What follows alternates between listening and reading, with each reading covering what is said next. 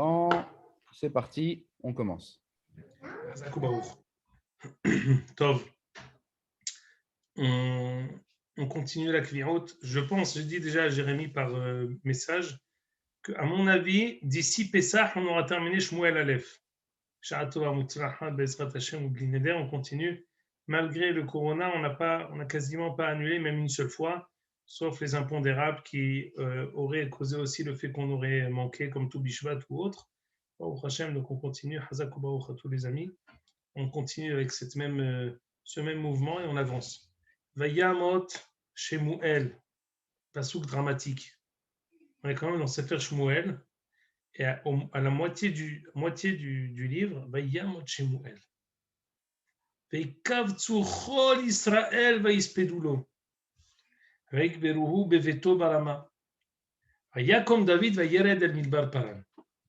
Ce pasouk-là est un pasouk qui est préambule de ce qu'on va étudier maintenant. Pourquoi? On va essayer d'expliquer, mais d'abord j'aimerais, si vous permettez, que nous penchions vers ce pasouk-là qui est important. C'est toujours, souvent quand on a quelque chose de pas très clair, en fait, quand on se penche, c'est ensuite un moyen pour nous de comprendre beaucoup d'autres choses. Alors, merci Jérémy de mettre le Malbim. Je répète le pasouk. Le pasouk raconte la mort de Shmuel. Elle nous raconte deux choses aussi. Vaïspedoulo, on lui a fait un espède. On ne raconte pas tout dans la Torah. On n'a pas dit non plus qu'ils ont ils ont fait 1 kilomètre avant d'arriver au cimetière. On ne raconte que les choses qui sont significatives. On nous raconte qu'on a fait un espède. On nous raconte que tout Israël l'a pleuré. Et juste après, on nous dit que David s'est enfui en Midbar Paran. Pourquoi? Je vous lis ici les paroles du Malbim que Jérémy nous a recopiées. Hashe'elot, lama shinna David azet mekomo haremot Shmuel. Ah oui, s'il y a un problème, moi, est-ce que vous m'entendez bien tous? Moi, je crois que très bien. Très bien. On t'entend. Donc, c'est-à-dire, s'il y a un problème, n'hésitez pas à me le dire. Le Malbim nous explique quel est le rapport dans la juxtaposition du pasuk. Shmuel est mort, David s'est enfui à Midbar Paran. Quel est le lien entre le début du pasuk et la fin? Je lis. Vayamot Shmuel v'chulei vayakom David. Kol yemei haye Shmuel lo nigla davar she Shmuel mashach et David ki yare milegalot. כמו שכתוב ושמע שאול והרגני.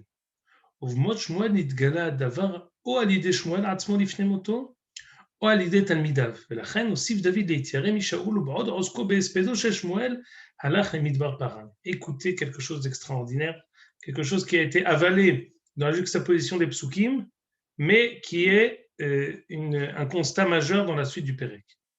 Lorsque Shmuel est mort, en même temps a été connu, a été su, a été diffusé le fait que Shmuel ait sacré David comme roi.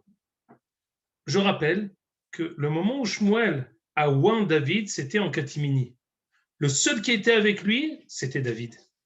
Peut-être à la rigueur son père, et même ça, même pas sûr. On avait dit que le seul qui était avec Shmuel lorsque David avait été oint, c'était Shmuel et David. Ils étaient tout seuls. Ce secret a été gardé tout le temps. Pourquoi? Parce que constamment, David disait « Veshamar Shaoul va'aragani ». Si ça se sait, Shaoul déjà, il ne me porte pas dans son cœur. Shaoul me poursuit. Si ça se sait que j'ai été oint par toi, c'est pire. Mais jusqu'à quand on va garder ça? Au moment où Shmuel quitte ce monde, il transmet et il diffuse ce secret. J'ai oint David en catimini. David est le futur roi de Am Israël. Rapport de cause à effet. Shmuel est mort. David se cache encore plus que ce qu'il était caché jusqu'à présent. Pourquoi? Parce que maintenant, plus que jamais, ça devient l'ennemi public numéro 1 de Shaoul. D'où ici l'importance de la compréhension entre le fait que Shmuel soit mort et la fuite de David encore plus à Midbar Paran. Donc, Shimon, première chose que je dis ici, c'est que David a maintenant le fait que David était roi est connu. C'est quelque chose de très important pour la suite du Pérec. Deuxième chose que je veux dire. Shimon, petite question. Est-ce Oui. que ce serait pas, c'est-à-dire, on a vu dans le Pérec dernier que que Shaoul admet, il dit maintenant je sais que c'est toi qui vas être roi, etc., à David, est-ce que tout simplement, Shmuel, maintenant, c'était pas en fait possible qu'il meure? Jusqu'à présent, il ne pouvait pas mourir parce que ça aurait pu se savoir et David était en danger. Mais maintenant que Shaoul a admis quelque part que David va être roi, eh ben Shmuel peut mourir. Magnifique. Le rapport de cause à effet avec ce que je comptais dire tout de suite. J'ai expliqué la suite, c'est-à-dire le rapport entre la mort de Shmuel et le fait que David se cache. Mais je n'ai pas expliqué le rapport entre le pérec précédent et la mort de Shmuel. Or, comme tu dis ici, Jérémie, pourquoi ça, la mort de Shmuel, elle intervient maintenant? Réponse de Jérémie, très juste. Shmuel, jusqu'à présent, son rôle, il avait un rôle. Venatata la matecha zera anashim. Hanna avait prié, je veux que tu me donnes un fils qui va oindre 2 rois. Mais jusqu'à présent, on va dire, Shmuel devait accompagner David jusqu'à son avènement effectif. Il y a eu l'avènement en cachette et maintenant il faut un avènement effectif. La reconnaissance de Shaoul de la malchoute de David, en tout cas théoriquement, c'est fini. Ça a été retenu par Shaoul, ça a été admis par Shaoul, Shmuel peut partir. Donc Shimon, très je peux poser juste. une question, moi aussi, s'il te plaît? Mais Peut-être qu'elle a déjà été évoquée par la suite. J'arrive pas à comprendre pourquoi, quand Shmuel a dit à Shaoul, ça y est, tu es plus roi, il a oint David. Comment ça se fait que malgré tout, Shaoul a continué à régner et David a dû être en cachette et attendre la mort de Shaoul pour le remplacer, effectivement? Pourquoi ça s'est pas Alors, fait on va étudier ça encore ultérieurement, mais on va voir que la malchoute de David, elle est partagée en deux. 7 et 33. 7 ans en cachette, 33, 7 à Hebron, 33 à Yerushalayim. Il y a un rôle à cela, et même dans le Pérec qu'on va lire tout de suite, on va voir que David, ça c'est une notion fondamentale dans la malchoute. Un roi n'est roi que s'il a un peuple qui est à son service, qui est à ses ordres. Lorsque David est roi en catimini, il n'est pas roi. On va l'étudier maintenant dans ce péricle. C'est justement l'application même de la généralité que je viens d'énoncer. Lorsque David est roi avec le pouvoir d'être roi, tant que le peuple ne le reconnaît pas en tant que tel, il n'est pas roi. On va voir. Si quelqu'un est Mored Malchut, il n'aura peut-être pas le droit de le tuer. Pourquoi? Parce qu'il est roi théorique et il n'est pas roi effectif. Ça, je me rappelle, tu nous l'avais dit, mais malgré tout, je n'arrive pas à comprendre pourquoi il y avait ce besoin que David ait cette période de transition où il était roi sans être roi. Alors, sans rentrer dans les détails, parce que ce que je te dis, on en reparlera par la suite lorsqu'il y aura l'avènement de David de manière pleine. Je te dis en un mot. On a dit dans les shiurim précédents que la tentative de mariage, d'alliage, de cohabitation entre David et Shaoul, elle nécessitait cette période de transition pour laisser peut-être une chance de cohabiter en tant que roi et vice-roi. Si on sacre David d'une manière ouverte en tant que super roi, en tant que le roi qui est le seul et unique roi, on n'a aucune possibilité de donner un avenir à cette alliance entre Jonathan, David et Jonathan. Le fait, donc en fait, ça correspond toute cette période-là à la tentative qui va échouer, certes, mais on a laissé la possibilité à David de mettre le pied à l'étrier ou à Jonathan, ou à Jonathan de laisser la possibilité de David de mettre le pied à l'étrier pour pouvoir devenir l'un et son complémentaire. C'est-à-dire? Merci beaucoup. Mortier. Alors, on reprend. J'ai dit que la juxtaposition de la mort de Shmuel juste après la reconnaissance de Shaoul de la malchoute de David, c'est ça ce qui en fait permet, j'allais dire, entre guillemets, à Akadosh Baruch Hu de tuer Shmuel, de le reprendre plus exactement. Pourquoi? Parce que maintenant il a terminé son rôle. Et on sait que Shmuel est mort très jeune. Shmuel est mort à l'âge de 52 ans. Et c'est écrit dans le Passouk que Hanna l'a sanctifié à Kadosh Baruch Hu, les Olam. Il sera pour toi Viachafshav ad Olam. C'est quoi Olam? Olam, c'est Olamo Shel Yovel. 2 ans après l'avoir sevré, elle est repartie à Shiloh. Elle a dit: je le sanctifie à Kadosh Baruch Hu, les Olam. Les Olam, quand on dit dans la Torah les Olam, c'est 50 ans. 52 ans. Il a terminé son rôle, c'est fini. Shmuel est parti. Je ne peux pas vous dire toutes les les considérations ésotériques, mais je vais vous dire quelque chose d'implacable pour toujours se rappeler de l'âge de Shmuel, 52 ans, c'est que dans le Sefer, la Gilgulim du Ramar Mipano, Amar ben Azar ben Azaria Areani Keven Shiv'im Shana. Le Ramar Mipano dit que quand il avait 18 ans, Ben Azar ben Azaria, il continuait Shmuel Hanavi qui en avait 52. C'est pour ça qu'il était Areani Keben Shiv'im Shana. Keben Shiv'im Shana. Attention, moi j'ai que 18 ans, Ben Azar ben Azaria.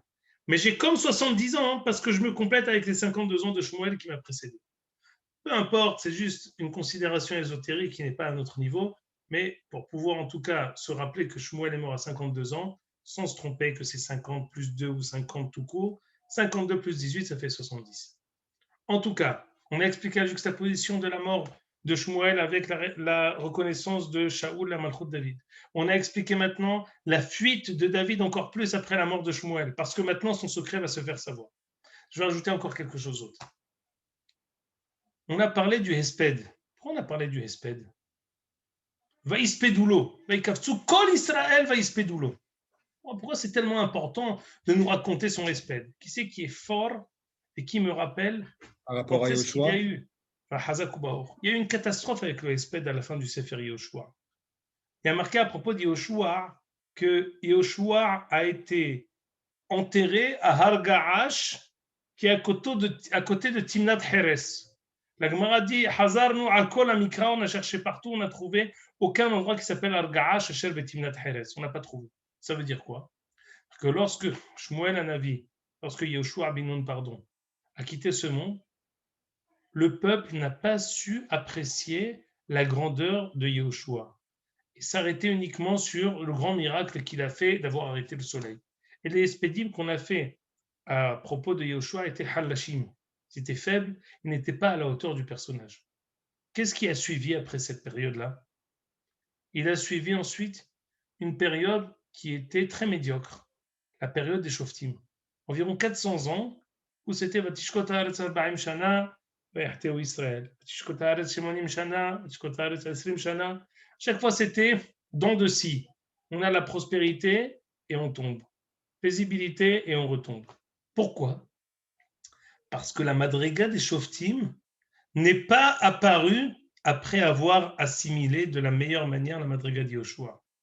Elle est arrivée comme un niveau, comme si on a passé de classe alors qu'on n'est pas encore mature pour ce passage de classe. Ce qui fait que de manière perpétuelle et permanente, on est mal dans notre peau. En tant que peuple, on n'a pas réussi à enchaîner une période qui était plausible et paisible d'une bonne manière. À chaque fois, ça retombait.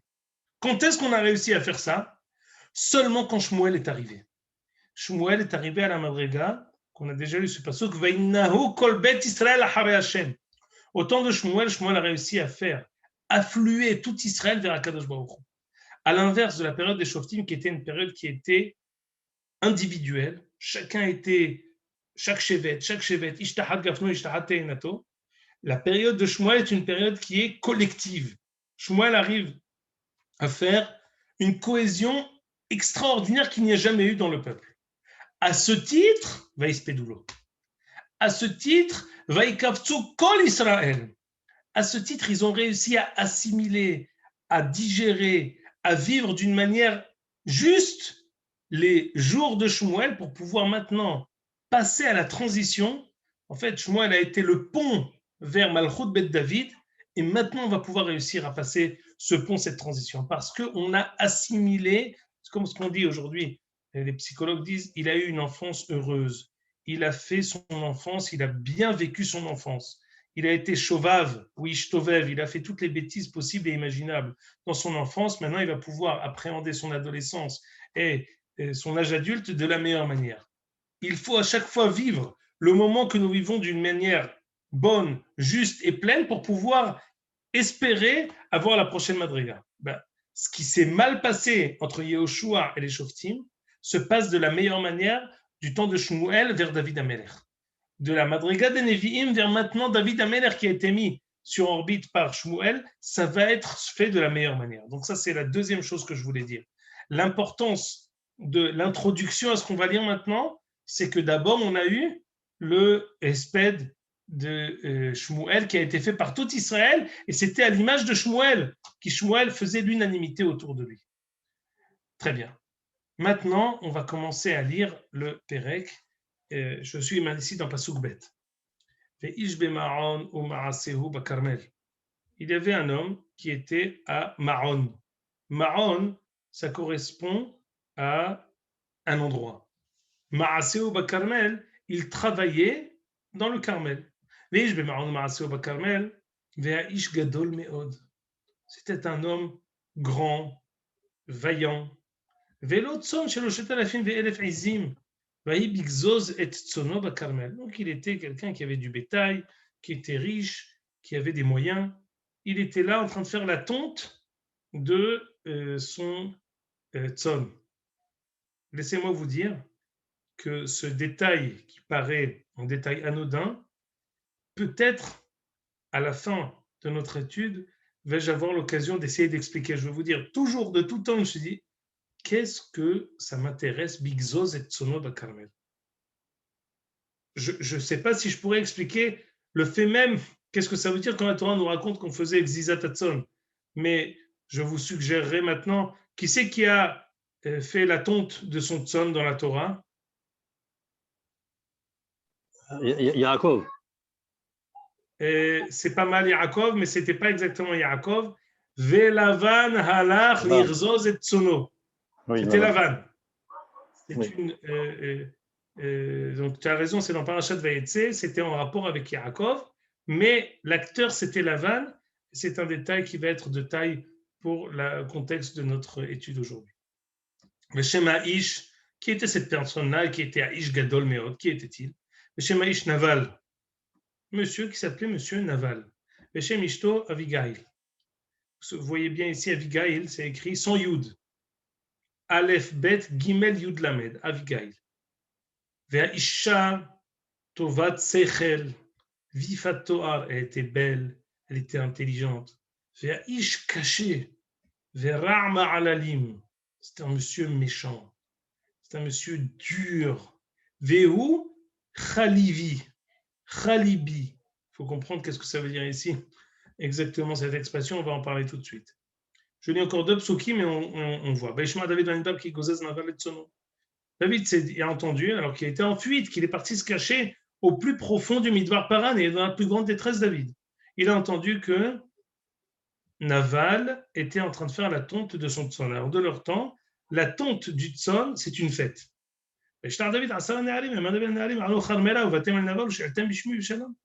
voir Naval, dites-lui comment vas-tu, voilà, nous sommes les envoyés de David. Martin, Kolehai, vous lui diriez Kolehai. Kolehai, c'est une bénédiction qui dit Ko, comme ce que les Malachim ont dit à Sarah, Ka'ed Hayya ou le Saraven. Au même moment, l'année prochaine, au même moment où nous nous trouvons maintenant, l'année prochaine, tu auras un enfant. Kolehai, de même qu'aujourd'hui on est vivant, on prie que la même chose qu'on a aujourd'hui, ce soit l'année prochaine au même moment. Ko, ainsi, la même chose qu'on est maintenant, lehai, ce soit pour toi qui es vivant maintenant, je te souhaite que l'année prochaine aussi tu sois vivant au même moment. Ko lehai. Donc il le bénit, il lui souhaite ko lehai, tashalom, uvetecha shalom, ashalecha shalom. Magnifique. Une seconde. J'ai une question qui saute tout de suite aux yeux. Je n'ai pas compris. Naval, c'est un ish caché, Ra'ma alalim, Veu Kalivi. C'est quoi Kalivi? Rachid nous dit mi bet Kalev. Donc c'est quelqu'un de la tribu de Kalev. Deuxième pirouche, ça veut dire quoi Kalivi? Ça veut dire littéralement, c'est un chien. Mais la chante Kelev. C'est-à-dire que c'est la suite de la description catastrophique qu'on fait de Naval. On dit il est ish caché, Ra'ma alalim, Veu Kalivi. Il a une sensibilité, il a la sympathie et la sensibilité comme un chien. Un chien, il peut parfois mordre sans forcément avoir de hana'a, mais mazik. Et dernier pirouge au Kalivi, c'est pas forcément à son honneur, Toho Kevaro, Kelibo. voyez le cri, Veu Kelibo. Comme ce qu'il est à l'extérieur, c'est ainsi qu'il est à l'intérieur. C'est-à-dire, il est transparent. Ce n'est pas quelqu'un qui est un hypocrite. La manière dont il est dans son cœur, ce qu'il pense, c'est ainsi qu'il se comporte. On a dit 3 pirouchim. Premier, l'attribut de Caleb. Deuxième, il a un comportement qui est comme un chien. On le répétera encore dans la suite du Pérec. Et troisième pirouche, Kalevi Toho Kebaru. Il est à l'image de son intérieur. J'ai une question à vous poser. Pourquoi Ribono Shel Olam, Avigail s'est mariée avec lui? Tovat Sechel, Efat Toa. On va voir à propos d'Avigail encore d'autres. On dit dans le Mishéberach qu'on sort pour les grands jours, Mishéberach Immotenu, Sarah Rivka Halba, Va Avigail, Ve Esther Malka Bat Avihail. Avigail, quoi, elle est rentrée dans le top 4. Sarah Rivka Rachel Velea Va Avigail. Comment elle est arrivée ici? C'est vrai qu'il y a Shevar Neviot, parmi elles Avigail. Qu'est-ce qu'elle fait avec un homme comme ça? C'est pas possible. Alors, je vais essayer de vous suggérer un début de réponse qui va être une manière de lire le Pérec qu'on va étudier aujourd'hui. Si Jérémie, tu peux nous mettre Divrei Hayamim. Alors, vous savez tous que Divrei Hayamim commence Adam, Shet, Enosh. Divrei Hayamim, c'est en fait la Mishpechologia, en tout cas dans les premiers prakim. On répète l'histoire du monde depuis Adam Arishon. Et on traverse également les Shevatim, ensuite on traverse Am Israël en Égypte, et on traverse aussi les Melachim. Il y a beaucoup de répétitions entre Divrei Hayamim et les Melachim et Shmuel, etc. Ici, quand on cite les descendants de Yehuda, on dit que les enfants de Yehuda, c'est Peretz Vazerah. Les enfants de Peretz, c'est Hetzron et Hamoul. Je suis dans Pasuk He, Bene Peretz, Hetzron et Hamoul. Ok. Qui sont les enfants de Hetzron? Pourquoi c'est important? Parce qu'on sait que Peretz est le père du Mashiach. Donc les enfants de Peretz, c'est Hetzron et Hamoul. Les enfants de Hetzron sont-ils? Vous venez Hetzron. Asher Noradlo et Yerach Me'el, Ram, Ve'et Kiluvai. Ça veut dire qu'il y a 3 enfants. Yerach Me'el, Ram et Kiluvai. C'est intéressant. Ram holid et Aminadav. Et Aminadav holid et Nachshon. Ça veut dire que Nachshon holid et Salma, Salma holid et Boaz, Boaz holid et Obed, Obed holid et Ishaï, Ishaï holid et Bechora et Eliav, jusqu'on arrive jusqu'à David. C'est-à-dire que finalement, de la branche de Hetzron, celui qui va être le père du Mashiach, c'est Ram. Très bien. Mais on va voir qu'il y en a un qui était... Il y a un autre enfant. Dans la page précédente, on a dit qu'il y a 3 enfants. Yerach Me'el, Ram et Kiluvai. Alors regardez Rashi, c'est quoi Kiluvai? Je connais Kalev, c'est quoi Kiluvai? Écoutez bien. Kiluvai, dit Rashi, c'est Kalev. Kmo shemochiach lemata, Kalev ben Hetzron. Ici, les questions là des enfants de Hetzron, c'est Kalev ben Yefunne. Kalev est de Yehuda. Et alors?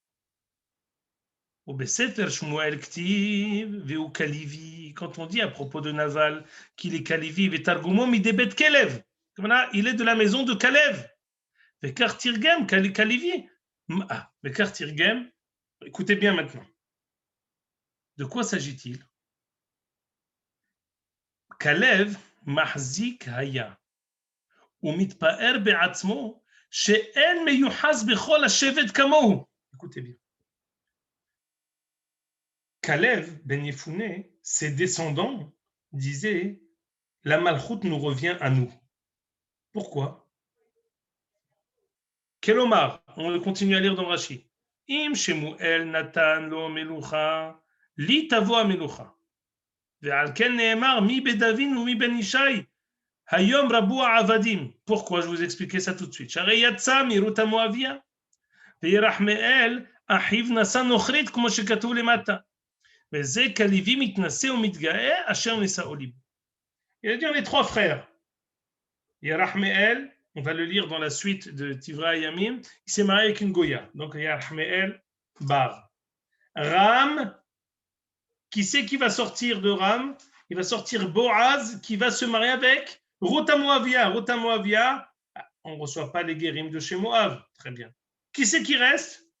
Il reste Kalev, le Yoresh. La seule possibilité pour recevoir la Malchoute, c'est uniquement de moi. Naval à Carmélie, quand on dit Veo Kalivi, il se targuait d'être l'héritier même de la Malchoute Bet David. Avigail, la raison pour laquelle elle se retrouvait avec un homme comme ça, c'est la branche de Bet Yehuda qui peut être attirée. Kalev, Ben Yefouné, il pouvait être peut-être l'héritage et le récipiendaire de la Malchoute Bet David. Bet David, la Malchoute Yehuda. Mais là, on va peut-être comprendre dans Shmuel qu'on est en train d'étudier ici, quel est l'antagonisme que nous voyons entre Naval à Carmélie et David Ben Ishai. Pourquoi tant d'animosité? Pourquoi tant de sauvagerie, littéralement, de Naval envers David, comme ce qu'on va étudier? Réponse, parce que Naval avait une animosité particulière envers David, en lui disant « Tu es un imposteur !» Regardez comment David a été poursuivi. Il vient de terminer Shaoul, il a encore quelqu'un d'autre qui lui dit « Écoute, erreur, c'est moi qui est la Malchoute Bet David, c'est moi qui est la Malchoute Yehuda, c'est moi l'héritier de la Malchoute. » Avigail, qui s'est retrouvé avec lui, peut-être aurait-elle été séduit de la possibilité d'être Kshura à Malchoute Yehuda. C'est pour cela que l'on aurait pu se trouver avec Naval à Carmélie. On va donner d'autres tiroutsim au nom du Radbaz, Bezrat Hashem, dans la suite de l'étude. En tout cas, c'était pas quelqu'un de bien de toute façon, ce Naval. C'est-à-dire, c'est pas seulement l'animosité, elle n'était pas seulement Klapei David, mais c'était quelqu'un de. Le passouk nous dit que c'était quelqu'un de rat, quoi, Bofen Klali. Emet, c'est vrai, c'est juste ce que tu dis. Mais on va dire, c'est pour ça qu'on sera obligé de donner d'autres tiroutsim qu'est-ce qu'elle faisait Abigail avec lui. Mais en tout cas, le contexte, je voulais en donner en préambule à ce Pérec, le contexte mishpéhologia de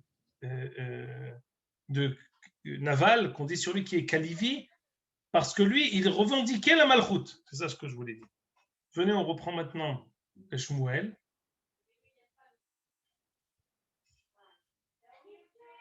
Alors écoutez bien. ואתה שמעתי כי גוזזים לך עטר ועם אשר לך היו עמנו לא החלמנו ולא נבחר להם מאומה כל ימי אותם בכרמל.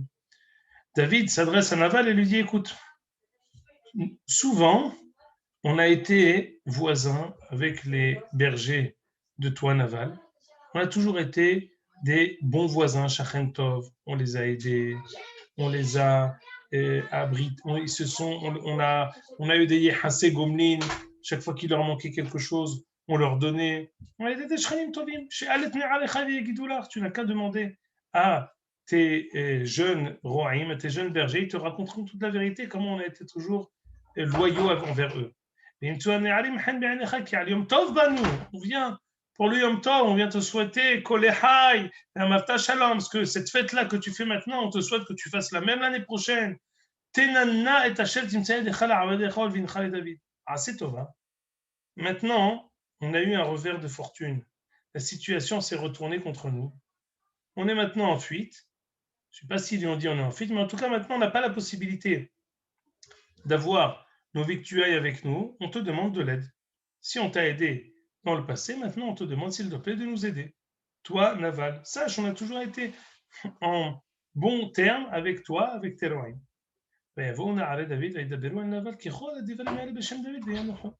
Ils ont tout raconté, ils ont répété toutes les paroles de David à Naval et ils se sont tus. Naval répond au Avdé David en ces termes. Mi David ou mi Ben Ishai. Pourquoi il dit mi David ou mi Ben Ishai? Parce qu'il remet en cause la Malchoute Ben David. C'est qui Ben Ishai? Mi Ben David. Mi David, mi Ben Ishai. Qui il est? Qui est son père? Qui tu es, toi? Hayom. Je crois que je fais du mal aux oreilles de Jérémie. Rabboua Avadim Amitpartsim Ish mi Pene Adonav. Aujourd'hui, écoutez la lucarne que j'ai ouverte avec ce Rachid dans Divrei Hayamim. C'est un Eved. Il n'est même pas Raoui Lavo Bakahal. C'est un esclave. C'est quoi un esclave? Un esclave, c'est quelqu'un qui n'a pas la possibilité de se marier avec une Bat Israël de manière légale. Là, on comprend ce pasouk. Avec ce Rachid, on dit vraiment, on comprend exactement ce pasouk. Kalev Naval prétend être le digne héritier de la Malchoute. Et David, lui, le grand frère Rahmeel, s'est marié avec une Goya. Et David, enfin Ram, s'est marié également avec une Goya. Une Goya qui a eu une mauvaise conversion. C'est ça ce que prétend Naval. C'est pour ça qu'il répond de cette manière-là à David. Mis à part, comme serait dit Jérémie, toute la gentillesse qu'on lui connaît. ולקחתי et לחמי ואת מימי ואת תפחתי אשר תלכתי לאגוז זי ונתתי אנשים אשר ידעתי הם מזהמה. Vous m'avez bien vu. Vous croyez que je vais donner mon pain, mes liqueurs, ma viande à une personne que je connais ni d'Adam ni d'Ève? Ils n'ont pas répondu, ils se sont tus. Ils ont tout répété à David toutes les paroles de Naval. Alors écoutez bien, très important. David la Anashav. Je vous demande de ceindre votre glaive. Vayahagor gam David et Harbo. David également met son glaive. Vayahalou ahar David karba meoti shumatam yeshvu ala kelim. Il est venu avec 400 guerriers, imaginez-vous. Tzahal qui vient pour tuer une personne, ils sont 400. En fin de compte, ils vont se battre contre une personne. David, il a décidé de régler son compte à Naval. Je n'ai pas compris. À quel titre? Quoi, il a tué quelqu'un? Qu'est-ce qu'il a fait, Bessachakol? Vous pouvez me dire non-assistance à personne en danger? Même pas. Tu m'as demandé de te donner à manger. Je t'ai dit non. Non, merci. Pourquoi je te dois quelque chose? Comme dit si bien Naval, qui tu es? Je te dois quelque chose. David a décidé Gzardin Mavet. Pourquoi David a décidé de faire Gzardin Mavet? Mis à part ce que je vous dis maintenant, qu'il a ceint son glaive, c'est la suite du contexte avec l'intervention d'Avigaïl Bevaddaï, mais la Medotano que David avait décidé de tuer Naval. Question, à quel titre? Mored Bamalchut, non? Ah, Mored Bamalchut. C'est vrai. Alors d'abord, je vais aller dans le sens de David. Bevaddaï Mored Bamalchut. C'est exactement l'introduction du Pérec. Vayamot Shmuel, Vaïspédoulos, qu'a dit le Malbim, que maintenant tout le monde sait qu'il est roi. David, jusqu'à présent, on pouvait lui manquer de respect, il n'y a pas de problème. Les Iphim qui lui ont fait du mal, il n'a pas décidé de les tuer. Toutes les personnes qu'il a eues dans toutes ses pérégrinations, il n'a pas décidé de les tuer, même s'ils l'ont livré à Shaoul. Ils n'ont pas dit Mourad Bamalchot. Pourquoi? Tu es déjà roi depuis longtemps. Ce n'était pas encore su. Maintenant, c'est su. Nul n'est censé ignorer la loi. Vous savez que je suis roi, c'est comme ça que vous vous comportez avec moi, je vais vous tuer. Peut-être il s'est permis aussi de faire ça. Est-ce que c'est un rapport avec la mort de Shmuel ou avec ce qu'a dit Shaoul pendant le pérec d'avant?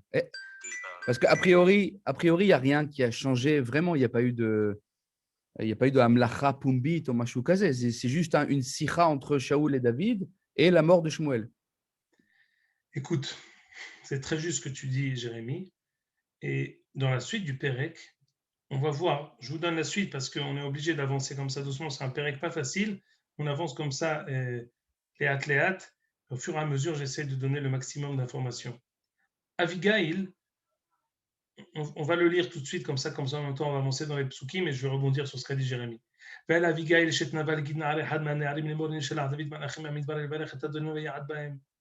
Avigail, il a été dit qu'un des enfants, un des Néharim, un des bergers qui a vu toute la scène, a répété à Abigail ce qui s'est passé. Et que Naval les a renvoyés bredouilles de la demande de David. On ne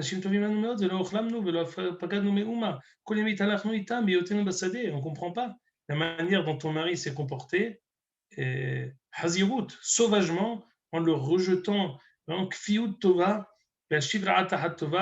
ingratitude qui n'a pas son pareil. Je ne sais pas quoi te dire, Madame Abigail. Je n'ai pas compris ce qui est arrivé à Naval. Ils étaient pour nous une muraille, ils nous protégeaient nuit et jour. Vraiment, je ne sais pas ce qui s'est passé là.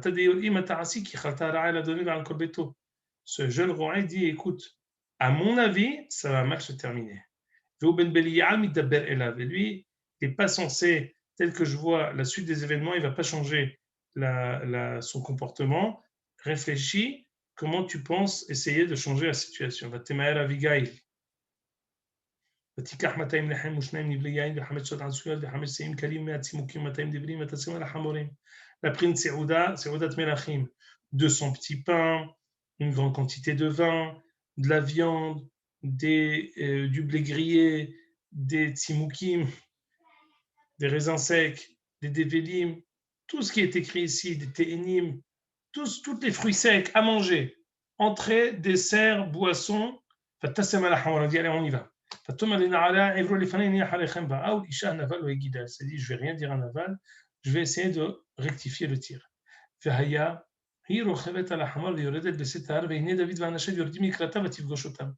Pendant que elle descendait, David et ses hommes montaient. Ils se sont rencontrés comme ça, alors que David venait pour tuer Naval, elle descendait. Mais David Amar, c'est note de la rédaction, Shmuel raconte, David, il se disait, Bono cher Olam, quelle bêtise. Je l'ai gardé, je l'ai préservé, j'étais loyal, j'étais fidèle. Et regarde un peu qu'est-ce qui me ramène. Il lui manquait rien. On était plus qu'une hevrat avtaha. Il a été d'une ingratitude terrible. Je ne donnerai pas de légitimité à un comportement pareil aux ennemis de David. Il parle de lui à la troisième personne. Gare à celui qui laissera un cheveu, mashtin bekir, ça veut dire je laisserai même un chien qui urine sur les murs. Je vais tout détruire de ce qui revient à lui. Cette image de quelqu'un qui urine sur les murs, c'est parce que c'est un kélev. C'est exactement le je ne sais pas pourquoi ici en Israël c'est pas tellement comme ça, mais en France quand on marche dans les rues, tout le temps les chiens ils mettent le pied sur le mur, mashtin bekir, et ils font sur le mur. C'est exactement ce qu'on dit à propos de Naval. David va lui régler son compte et va le tuer. Pardon, c'est juste le deuxième shiur qui me demande si on étudie. Je leur dis oui.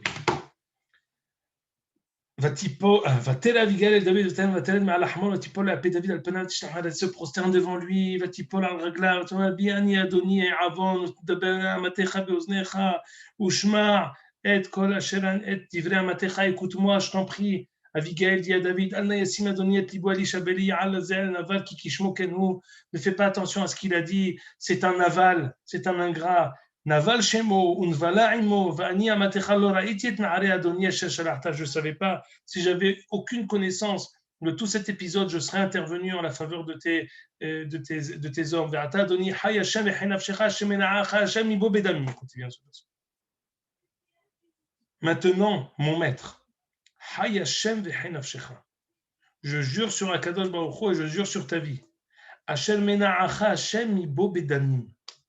Je suis tellement heureuse de t'avoir empêché que Akadosh Baruch Hu t'a empêché de verser du sang gratuitement.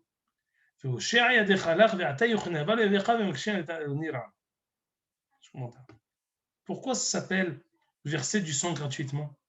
Ça lui revient, il mourrait de Malchut. A dit David Lahmi a dit, il est mourrait de Malchut, Hayav Mita. Jérémie a dit non, mais il ne s'est rien passé. Par rapport à David, on continue avec cette ligne droite, cette constante. Quelle a été la différence par rapport à David? C'est exactement ce que Abigail a dit à David. Lo yatsa tiv'acha ba'olam. Pour être roi, pour que quelqu'un qui te manque de respect soit considéré comme Mored Bamalchut, que quelqu'un qui manque de respect au roi est Hayav Mita, comme ce qu'on a appris dans le Sefer Yoshua, Ish asher yamre et picha velo yishma et devarecha yumat, toute personne qui te manquera de respect mourra. Il faut, condition sine qua non, que le peuple reconnaisse ta malchut. Si tu n'es pas reconnu par le peuple, tu n'es pas roi. Et on a vu ça aussi dans un autre, on le verra, Be'ezrat Hashem, si on étudie Shmuel Bet ensemble. Dans Shmuel Bet, il y a un moment où Avshalom va prendre le dessus sur David. Et la Gemara et le Yerushalmi disent qu'à ce moment-là, lorsque Avshalom a réussi à faire comme une alternative à David, David n'était plus pardonné par le korban d'un roi, mais il était pardonné s'il amenait un korban par le korban d'Ahediot. Il a perdu son titre de roi lorsque Avshalom est devenu, d'une certaine manière, roi ou une alternative pour David. Pourquoi? C'est la même chose. On est roi pas seulement parce qu'on a le titre, on est roi parce que le peuple nous reconnaît en tant que tel. Abigail est venu tout à fait cessant dire à David, non, tu ne peux pas le tuer. Théoriquement, tu peux le tuer. Effectivement, tu ne peux pas. Pourquoi? Tu n'es pas encore roi effectif. Et c'est ça le hidouche ici de ce pérec. Après la mort de Shmuel, David veut asseoir sa malchoute. C'est pour ça qu'il décide. On n'a jamais vu un comportement comme ça. Ici, on a un tournant et un virage dramatique dans tout le livre. Jusqu'à présent, David, il faisait une gestion des affaires courantes. Essayer de pouvoir survivre après la poursuite de Shaoul. Maintenant, il commence à initier. Maintenant, il commence à vouloir s'attaquer. Maintenant, il commence à vouloir payer, punir, attaquer toute personne qui lui manquera de respect. Ah, c'est un changement d'air. Alors attention, on n'est pas encore arrivé. Tu vas trop vite. Mais ici, on voit, et ça se matérialise par deux choses. D'abord, il s'attaque à quelqu'un qui remet en cause sa malchoute. C'est pas une personne qui lui manque de respect. C'est quelqu'un qui dit Mi David ou mi Ben Ishai Avdecha. Il y a beaucoup aujourd'hui de gens qui ont la grosse tête. D'abord, il remet en cause le malchoute Bet David, même par rapport à sa cacheroute, je vais le payer. En plus de ça, c'est quelqu'un qui est Meshiv Ra'at Ahatova, c'est le moment ou jamais pour moi d'asseoir ma malchoute. On voit ici qu'avec l'extinction de Shmuel Hanavi, correspond maintenant le rayonnement et l'avènement possible de David. C'est pour cela que maintenant David va réagir autrement. Et ce n'est pas par hasard qu'il rencontre maintenant Naval. La raison pour laquelle il rencontre Naval, parce que, on va dire, l'antagonisme qu'il va avoir avec Naval va asseoir sa malchoute. Et c'est ça maintenant le sujet. Le sujet, c'est d'asseoir la malchoute de David face aux gens qui sont contre lui, Naval, d'un côté, et de l'autre, face à Abigail. Et ça, c'est ce que j'aimerais essayer d'expliquer. Il ne faut pas qu'on commence plus tôt pour qu'on termine à la même heure. Parce qu'à ce moment-là, on n'a pas gagné quoi que ce soit. Donc, théoriquement, là, je suis censé arrêter. Mais ce n'est pas possible parce que après la semaine prochaine, on va devoir reprendre au milieu de tout. Alors, j'aimerais juste ramener... quoi dire? Il y a une Gemara dans Megillah.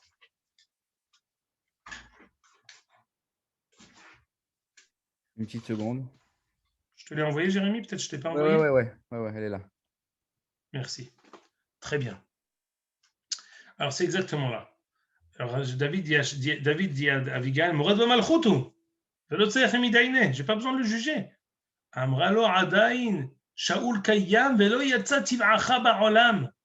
Tu n'es pas encore connu aux yeux de tous en tant que tel, c'est pour ça que tu ne peux pas le tuer. Qu'est-ce qu'il répond David à Abigail? Baruch Ta'amech, Uvrucha'at, Asher Kilitani Ayom Azeh Mibo Bedamim. Je te bénis, chère femme. Béni sois-tu, tu m'as empêché de venir Bédamim. C'est quoi Damim? De verser l'essence. C'est quoi l'essence? C'est une Gemara très difficile. Damim tarte mashma.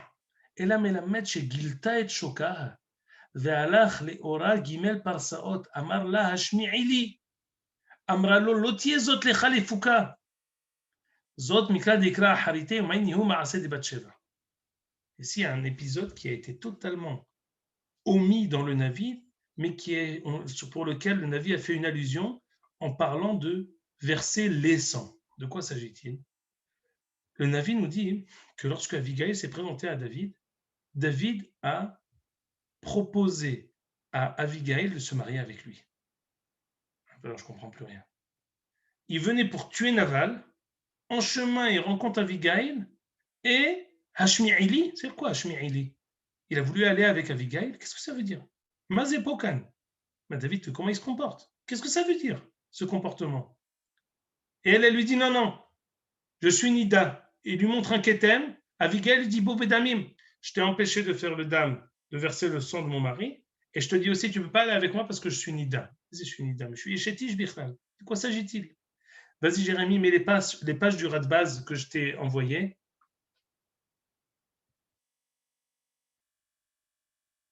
Ouais, c'est ça. C'est pas, ça, c'est la première. Non, ça, c'est bête. Il faut qu'il y ait Aleph. Non, ça c'est le Maharal. Ah voilà, c'est ça. Ça c'est la première. Merci. Je m'excuse, hein, c'est pas très visible, mais ça suffira. Et on a posé la question au Radbaz. Le Radbaz est l'un des Rishonim. Et on lui a posé une question très dure. Sha'alta mimeni odi'acha da'ati al da'at al inyan avigal im David. Amro b'ferek kamat im gila sheteva'a David. David, il a voulu aller avec elle. והוציאה לו כתם לאמור שהיא נידה. איך יעלה על לב לאמור שדוד שהיה בחיר אלוקים היה רוצה לבוא על אשת איש. וכשראתה שהייתה נידה, חזר בו. והלא אשת איש במיטה ונידה בכרת. ולאיסור אשת איש לא היה חושש, ולאיסור כרת היה חושש. Il dit non, je suis nida. Ah mince, bon d'accord, c'est bon. Je comprends pas. Mais les chétiches, qu'est-ce que je me disais? C'est pour quoi? Je suis religieux de nida, mais je suis pas religieux de chétiches. C'est Rabotaï. Je ne peux pas faire ça. Dès qu'elle est passée, on va arriver au même moment. Jérémy, tranche. On demande quand même une réponse, même si elle est partielle, quand même un début de réponse. Début de réponse, Jérémy. Le Radbaz va donner 3 réponses. La réponse essentielle, et c'est une deuxième réponse à la première question que j'ai donnée. Vas-y, passe à la page d'en face. C'est-à-dire la même page, mais le pan parallèle. Ah voilà. Le Radbaz rajoute à la fin de la question et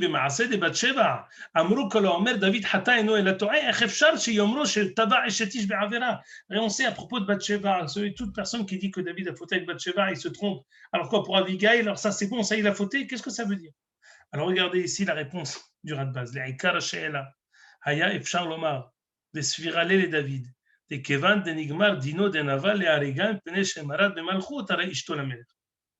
Première réponse que Radbaz ramène, qui repousse immédiatement, à partir du moment où David pensait le tuer, eh ben, de même titre que tous ses biens sont à David, sa femme aussi revient à David. Dit le Radbaz, grave erreur, faux. Les biens reviennent au roi hein, parce qu'il a un droit de prendre, il peut nationaliser les biens. C'est un droit ultime que toute Médina a sur les biens de tous les citoyens. Mais la femme, ça n'a rien à voir. Ce n'est pas un lien de barlout, ce n'est pas un lien de mammon que j'ai avec la femme. C'est un lien de Issour. Comment le roi il peut enlever le lien qu'il y a entre Naval, Areat, Mekoud et Chetli et Avigail. Donc cette réponse-là, elle est repoussée. Deuxième réponse, va dans la deuxième page. À ce moment-là, après, on devra s'arrêter. Ça, c'est le Maharal, on ne va pas lire ça. Ça, c'est Guimel, la page d'avant. Il y en a une autre encore. Voilà, bête. Aval. Ma she'ani ma'aminhu ki Avigail pilegesh hayta le Naval. C'est marqué, mais David, je vais expliquer tout de suite. ולפיכך תבעה דוד שמותרת היא ולא נמנע על הכרת אלא מפני כרת של נידה. ואף אגב כתוב קורא אותה אשתו, דכתיב אשת נבל, משום חשיבותה קורא אותה אישה. ותו כך היה מנהג באותו זמן. לפילגש קוראים אישה דרך כבוד, וכאן תמצא בעניין פילגש בגבעה ויקראו אישה פילגש. Tu vois que parfois la Torah, quand elle veut dire פילגש, elle dit אישה פילגש. C'était pas sa femme d'une manière légitime en tant que femme, c'était sa Pilegesh. Il faut comprendre tout le sujet de Pilegesh. Dans quel cas le remez, c'est le Yud Chaser. Pardon. Le remez, c'est que Pilegesh, c'est qu'il manque un Yud. Peut-être, c'est peut-être un remez qu'on peut dire. Mais ici, il dit, à chaque fois qu'on voit, on a vu plusieurs fois dans la Torah qu'une femme peut être appelée, c'était sa concubine, c'était sa femme, c'était sa compagne, pas de Kiddushin de Naval. Donc d'abord, ça explique le fait que peut-être elle n'a pas eu forcément le choix d'être avec Naval. Ce Naval qui était très riche avait peut-être une force sur elle de la forcer ou en tout cas de lui imposer cette chose-là. Mais c'était pas elle n'est pas chétiche même. Elle n'est pas chétiche même s'il n'y a pas de. Non, Pilegesh, il y a marqué dans la Gemara, c'est Kaimalan Pilegesh Belo Kiddushin Uktuba. Il n'y a pas de Kiddushin pour une Pilegesh. Maintenant, on s'arrête au milieu, il faut m'excuser, mais on a une troisième réponse et on a encore une autre lecture totale de tout le Pérec. Alors, Bezrat Hashem, la semaine prochaine, on commencera par ça, on va compléter ce qu'on a étudié et on va continuer, parce qu'on a toujours, on ramène Mina Hadash, mais c'est une Sugia Kveda, on ne peut s'empêcher aujourd'hui, on a commencé presque pile à l'heure et malgré tout, on a dépassé toutes les limites. Hazaku Baruch. Attends, Shimon, le shiur de ce soir, juste rétroactivement, j'ai oublié de le faire au début du shiur. Si tu veux faire juste une bracha c'est Leilou Nishmat. C'était ce soir Leilou Nishmat, Richard Amram Ben Henriette Adjila Kemoun. Alors, toutes les paroles de Torah qu'on a dites, on a fait les mots de Torah de Rabbim, on était une dizaine, sont les Elou Nishmat, répète, Richard Amram, Richard Amram, Ben Henrietta Gila, Kemoun. Ben Henrietta Adjila Kemoun, Sheo Divrei Torah Elou le Elou Nishmata, Tehen Nafshat Tserura Bitzora Haim. En plus, c'est extraordinaire parce que dans ce pérec-là, vas-y Jérémy, repars dans Shmuel.